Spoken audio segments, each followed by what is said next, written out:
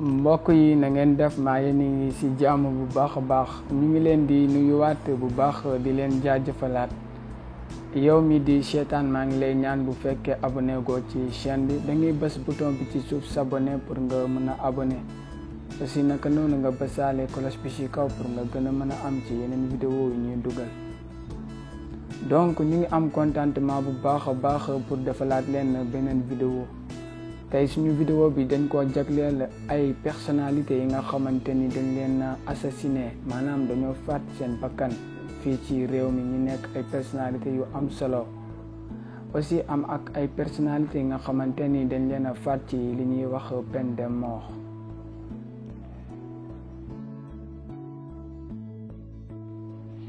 dañu koy commencé ki ñuy wax Demba Diop nekk personnalité bi nga xamante ni dañ ko ràññee bu baax a baax fii ci Sénégal rawatina stade bi nga xamante ni moom lañ ko tuddee mooy stade Demba Diop.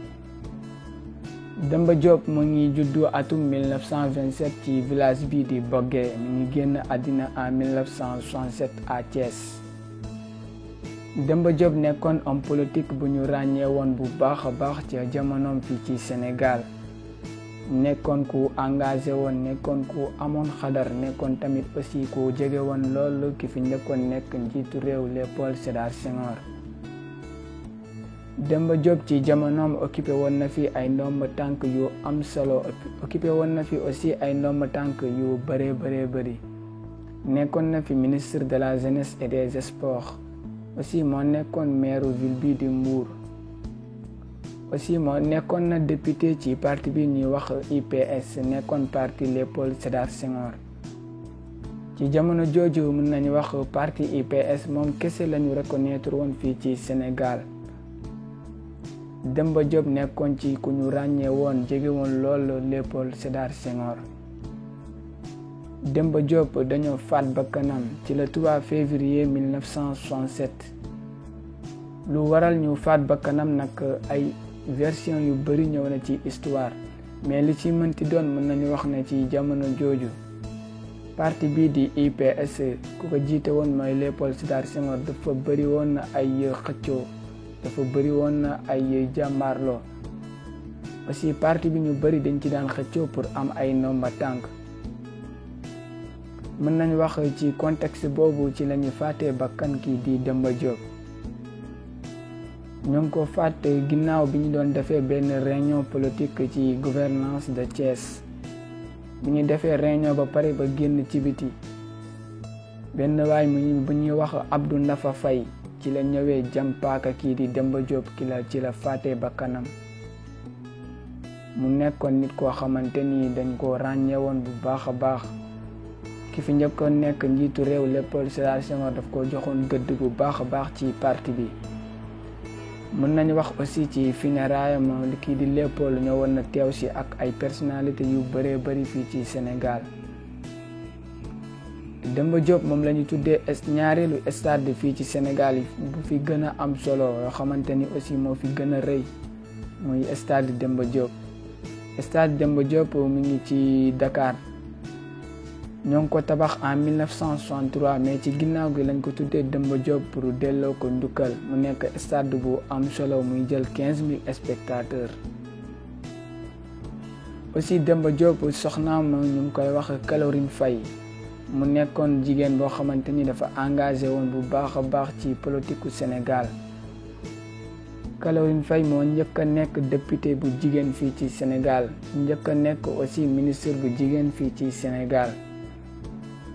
Caroline Faye ñu ràññee ko bu baax a baax ci gouvernement di kii di Léopold Sédar Senghor ak gouvernement d'Abdou Diouf muy faatu ci atum 1992.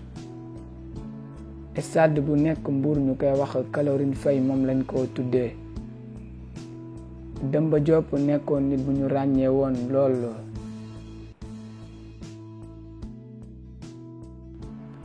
ginnaaw xew-xew boobu ak ginnaaw bi ñuy dencee Demba Diop ba noppi kii faatam bakkanam ñoo ngi koy wax Abdou Ndafa Faye. Abdou Ndafa Faye dañ ko mujj àtte ñu condamné ko à mort ci ginnaaw condamnation à mort bi ci lañ ko exécuté jamono jooju Sénégal da doon pratiquer loi bi ñuy wax peine de mort. ci la ñuy exécuté kii di Abdou Nafa Faye ñu faat bakkanam mu nekk nit koo xamante ni moom la ñu njëkk a faat bakkanam fii ci Sénégal ci loi bi di peine de mort. ci jamono jooju amoon na ñaari nit ñoo xamante ni aussi waxoon nañ leen dañoo impliqué ci faatu bakkan kii di Demba Diop ñu leen di wax Jacques Dernevey ak Ibou Kébé. ñoom ñaar dañ leen a mujj àtte ñu condamné leen à mort ak travaux forcés.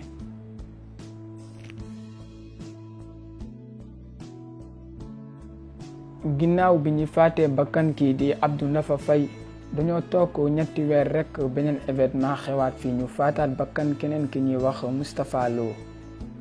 Moustapha Lo nag dafa bëggoon faat bakkan ki fi njëkkoon nekk njiitu réew Léopold Sédar Senghor.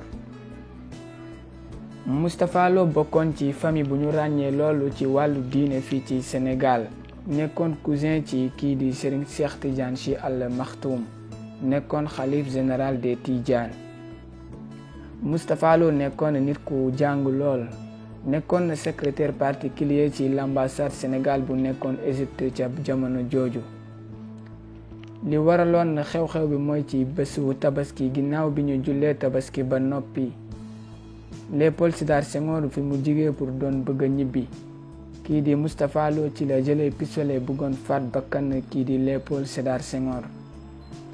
ginnaaw biñ ko jàppee nag ci la indi ampleur bu rëy fii ci Sénégal ca jamono jooju. Moustapha Lo dañ ko àtte ñu def ko condamnation à mort. buñ ko condamné à mort ci le 18 juin 1967 ci lañ ko bëggoon exécuté comme que Sénégal da doon pratiquer jamono jooju loi peine de mort. mais jamono jooju chef religieux yi fi nekkoon taxawoon nañ ci taxawaay bu am solo. mën nañ ci wax Thierno Seydou Nourou Tall ak Serigne Abdoul Aziz Sy Dabakh ak ki fi nekkoon l'archevêque de Dakar Yacine Thiandoum. joué nañ ci rôle bu am solo pour convaincre kii di président Léopold pour mu baal Moustapha Lo mais Léopold dafa jàpp fu mu jàppoon rek nee na du bàyyi nee na du ko baal parce que bu ko baalee ñeneen ñi dañuy am fit pour def lu mu bëggoon def il faut mu ray ko. ñu bëri wax ci ay personnalité yu bëri dox ci tànku jàmm mais Senghor jàpp fu mu jàpp rek nee na du bàyyi. kii di Moustapha Lo dañoo mujj faat bakkanam ci 27 juin 1967 mi ngi amoon ñeent fukki at ak benn.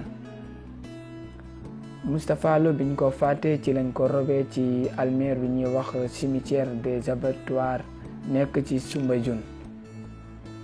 mu nekk xew-xew boo xamante ni dafa metti woon lool sénégalais yi ca jamono jooju.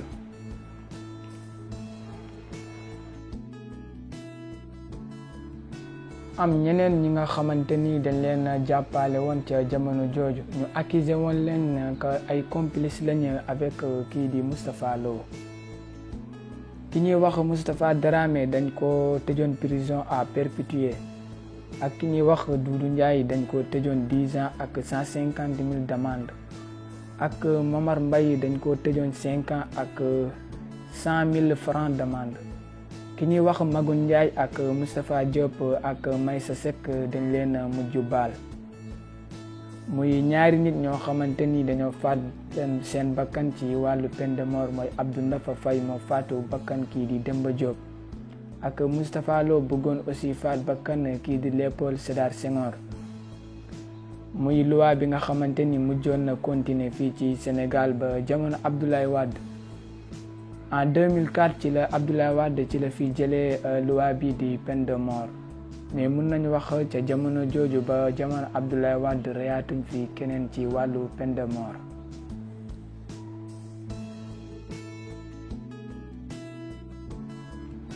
xam naa fii la ñuy yemalee vidéo bi waaye am na ay yeneen personnalité yi nga xamante ni dañ leen ràññee bu baax a baax fii ci réew mi ñu mujjoon faat seen bakkan. ki ci mel ne maître Babacar Seye nekkoon nit ku am solo lool fii ci Sénégal ak ki ñuy wax Omar Blondin Diop nekkoon benn jeune révolutionnaire ñu mujjoon faat bakkanam ci atum 1973. xam naa dinañ def beneen vidéo pour gën koo yaatal gën a expliquer donc fii la ñu yemalee vidéo bi di amaat contentement bu baax a baax di leen jaajëfalaat bu baax. yow mi di ma seetaan maa ngi lay ñaan bu fekkee abonné goo ci chaîne bi da ngay bës bouton bi ci suuf s'abonner pour nga mën a abonné nga bësaale cloche bi ci kaw pour nga gën a mën a am ci yeneen vidéo yi ñuy dugal. jaa ngeen jëf.